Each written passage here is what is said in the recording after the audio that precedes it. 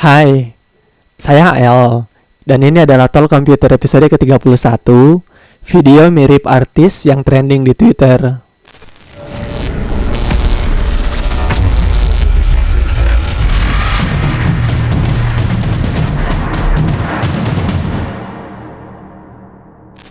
Beberapa hari terakhir, Indonesia dihebohkan dengan beredarnya video berdurasi 19 detik dan 30 detik yang menampilkan wajah seseorang yang diyakini mirip dengan artis papan atas Indonesia.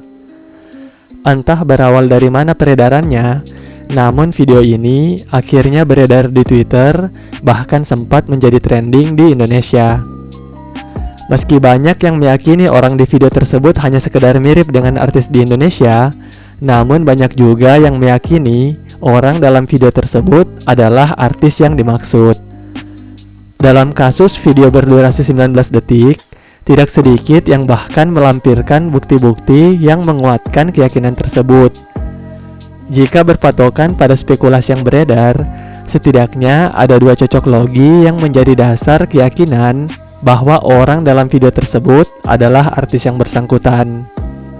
Cocok logi pertama adalah kesesuaian posisi kasur, TV, dan gorden lokasi video dan kamar artis yang bersangkutan. Cocok logi kedua adalah kemiripan baju yang digunakan oleh orang di video tersebut dan baju yang digunakan oleh artis dalam salah satu fotonya. Soal keaslian video maupun benar tidaknya pelaku dalam video tersebut adalah artis yang bersangkutan, saya pribadi tidak akan memastikannya dalam video ini. Kalian bisa coba mencari pendapat pakar telematika seperti Roy Suryo atau yang lainnya terkait hal tersebut. Dalam video ini, saya akan membatasi pembahasan saya pada foto yang digunakan sebagai bukti terkait lokasi video berdurasi 19 detik tersebut. Apakah memang benar video tersebut diambil di kamar artis yang bersangkutan seperti yang diyakini kebanyakan orang? Mari kita bahas.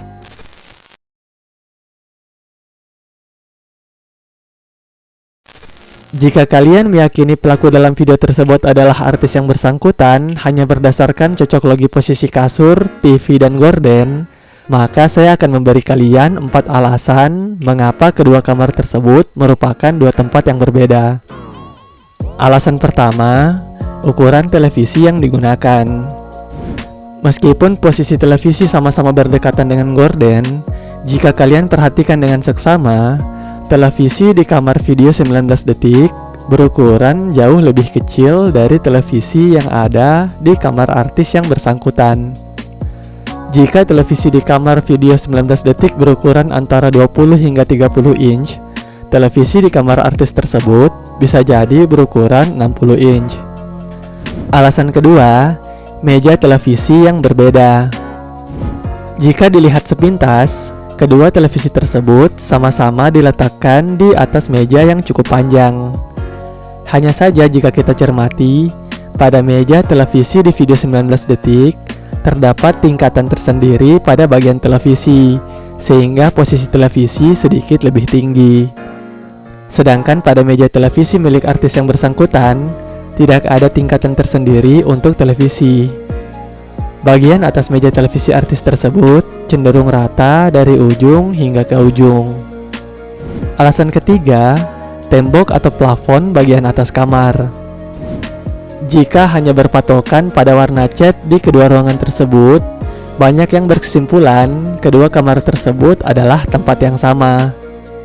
Namun jika kalian perhatikan dengan seksama, pada video 19 detik, di bagian atas terdapat tembok atau plafon setinggi setengah meteran yang sejajar dengan tembok di bagian atas gorden. Sedangkan tembok atau plafon serupa tidak terlihat di kamar artis yang bersangkutan. Alasan keempat, instalasi lampu kamar. Selain perbedaan ukuran televisi, perbedaan bentuk meja televisi, hingga perbedaan bagian atas kamar, perbedaan paling mencolok dari kedua kamar ini adalah instalasi lampunya.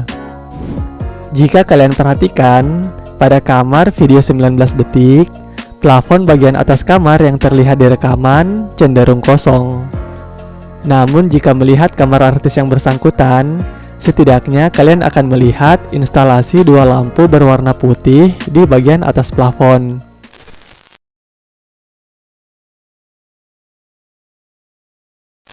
Sebagai penutup, saya pribadi mengingatkan kalian agar jangan sekali-kali menjadi satu di antara 3 golongan dalam kasus seperti ini. Golongan pertama, orang yang lalai dalam menyimpan foto atau video pribadi mereka. Selain risiko sosial yang dapat mengancam jika tersebar, tidak sedikit kasus pemerasan dengan memanfaatkan foto atau video pribadi kalian. Golongan kedua, orang-orang yang tidak menyimpan foto atau video pribadi tersebut, namun ikut menyebarkan melalui sosial media maupun melalui pesan pribadi. Sekedar pengetahuan tambahan, hukum yang berlaku di Indonesia tidak mempedulikan kalian menonton video tersebut berjuta kali. Namun saat kalian ikut menyebarkan 1 kali saja, saat itulah kalian beresiko berurusan dengan hukum. Dan golongan yang terakhir adalah orang-orang yang tidak menyimpan video pribadi tersebut, tidak ikut menyebarkan, namun ikut berkomentar tidak karuan terkait hal tersebut. Dalam kasus seperti ini, tidak sedikit tangan-tangan gatal yang langsung membuat status terkait hal tersebut. Dan tidak sedikit pula yang langsung membanjiri kolom komentar sosial media artis yang bersangkutan dengan kalimat-kalimat yang langsung menuduh, bahkan diikuti kata-kata tidak senonoh. Jika komentar kalian benar, mungkin tidak menjadi masalah. Namun kalian perlu ingat, tidak sedikit masyarakat awam yang terjerat Undang-Undang ITE hanya karena ikut berkomentar dan ternyata komentarnya dianggap fitnah atau penghinaan oleh yang bersangkutan. Kurang lebih, sekian yang dapat saya jabarkan dalam episode kali ini. Ingat, bijak-bijaklah dalam menggunakan teknologi yang ada, termasuk bijak dalam merekam, menyebarkan, hingga bijak dalam bersosial media. Sekian Talk Komputer episode kali ini. Sampai jumpa di episode berikutnya. Bye!